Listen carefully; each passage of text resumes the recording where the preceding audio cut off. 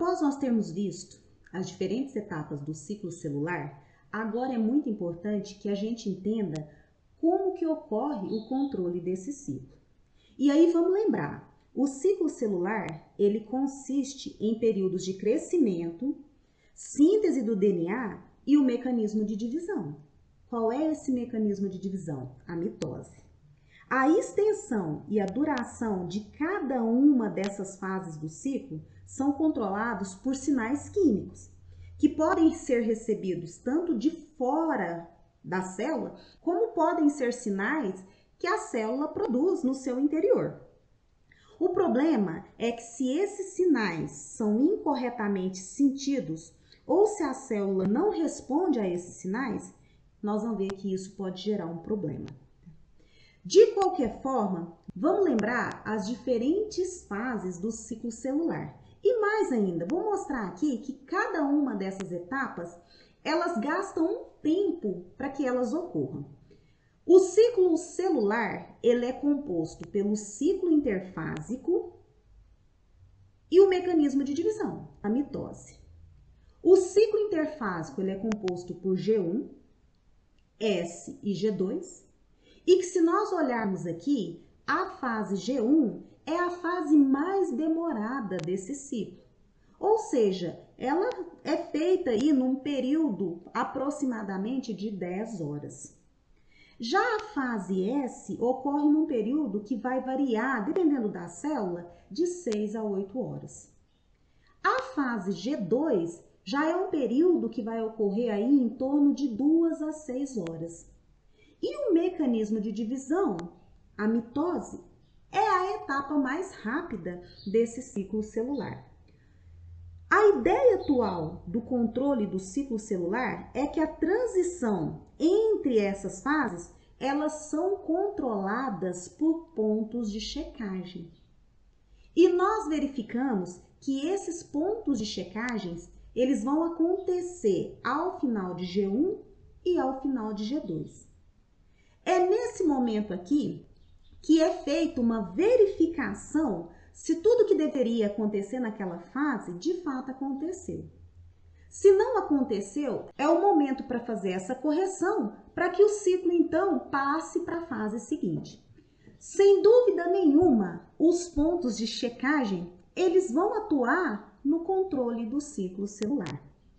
Só que, para atuar no controle interno do ciclo celular, além dos pontos de checagem, são conhecidos dois tipos de proteínas. As ciclinas, que foram descobertas nos anos 80, e elas têm a capacidade de se acumularem e se degradarem durante o ciclo. Como assim? Nós vamos perceber que as ciclinas, elas são sintetizadas durante uma fase do ciclo e elas são degradadas durante outra fase. Como isso acontece sucessivas vezes, esse grupo de proteína foi chamado de ciclinas. Além das ciclinas, nós ainda temos as sinases. Essas sinases, elas são dependentes de ciclinas e elas foram identificadas como CDKs. O interessante dessas CDKs é que elas são cataliticamente ativas e elas regulam a atividade de outras proteínas. De que maneira que elas fazem essa regulação? As CDKs, elas têm a capacidade de transferir fósforo para essas outras proteínas. Ou seja, elas têm uma atividade de fosforilação. Só que para que ela realize essa transferência de fósforo, elas necessariamente precisam da presença de ciclinas. Então, elas só vão atuar quando nós tivermos um complexo. Qual é esse complexo? Ciclina-CDKs. Quais são as CDKs que nós conhecemos nesse controle do ciclo celular? Nós temos a CDK2, que é uma sinase dependente de ciclina, e nós ainda temos a CDC2, que ela é chamada dessa maneira porque ela atua no ciclo de divisão celular. Aqui nós temos um gráfico que representa como que esse controle é feito. E para que nós possamos entender esse controle, nós vamos conhecer, além das sinases e das ciclinas, dois outros componentes que atuam nesse gráfico. Quem são eles? O fator promotor de síntese, que é o SPF, e aí quando a gente fala de SPF é da sigla em inglês, e além disso o fator promotor de mitose, o MPF. As ciclinas que nós temos atuando no controle do ciclo celular é a ciclina G1 e a ciclina M. Conhecendo esses componentes que trabalham no ciclo, vamos entender como que, em conjunto, eles fazem esse controle. Aqui nós temos as diferentes fases do ciclo interfásico, G1, S, G2 e a mitose. Se nós verificarmos aqui, essas sinases, a CDK2 e a CDC2, elas são produzidas de maneira constante durante o ciclo celular. Como nós podemos ver aqui, ó, elas são produzidas de maneira constante. No entanto, as ciclinas, como nós vimos, ora elas são sintetizadas, ora elas são degradadas. Quando que isso vai acontecer? Nós verificamos que lá em G1 ocorre o início da síntese de uma dessas ciclinas, que é a ciclina G1. À medida que ela é sintetizada e que ela chega no seu pico máximo de síntese, nós vamos ter um complexo. Qual é esse complexo? Ciclina G1, CDK2. Quando nós temos esse complexo, ciclina G1, CDK2, automaticamente esse complexo promove o aparecimento do fator promotor de síntese.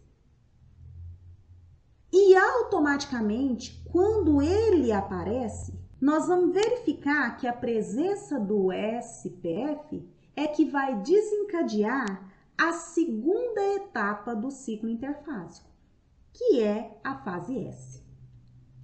Uma vez tendo ocorrido, então, o desencadeamento da fase S, nós observamos, então, que a ciclina G1, ela começa a degradar. Aqui em G2, começa a síntese de uma outra ciclina, a ciclina M, e que nós vamos observar que quando ocorre a sua síntese aqui, a ciclina M, ela forma o complexo com a CDC2, formando aí então o complexo ciclina M, CDC2, e toda vez que esse complexo é formado, forma então um outro fator. Agora, um fator promotor de mitose, que é o MPF. Uma vez tendo formado o fator promotor de mitose, o ciclo interfásico sai da fase G2 e entra no mecanismo de divisão, a mitose. Dessa maneira, então, é feito o controle do ciclo celular a partir das ciclinas e das sinases dependentes de ciclina.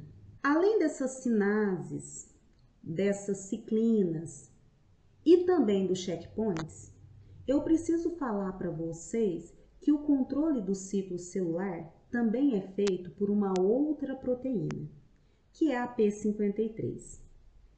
Antes de entrar na fase S, a célula ela controla o seu estado do seu DNA.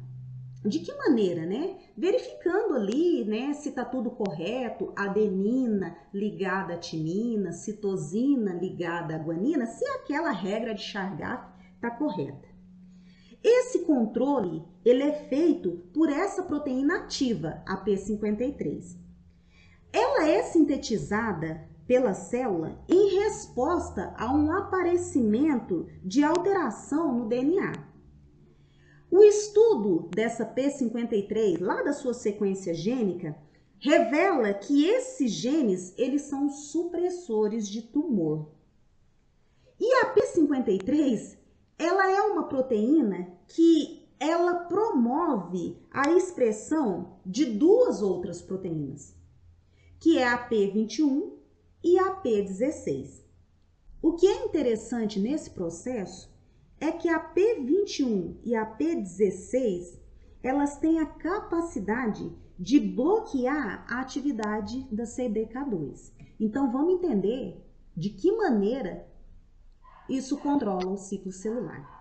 Nós vimos aqui, anteriormente, que o fator promotor de síntese, que vai desencadear a fase S do ciclo interfásico, ele só aparece se nós tivermos o complexo ciclina G1 CDK2. Uma vez tendo sido bloqueada a CDK2 pela P21 e a P16, não vai resolver a síntese da ciclina G1, porque não vai aparecer o fator promotor de síntese.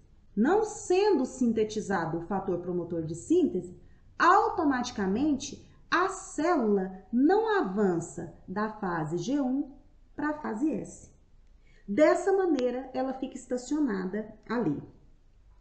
O interessante ainda é que em danos muito severos na molécula de DNA, a P53 atua de modo a provocar a morte da célula, o que de fato é bom.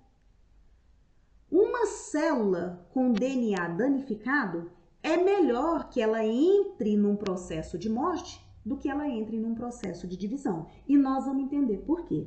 E veja bem, nós vamos observar que muitos cânceres são produzidos pelo acúmulo de alteração genética.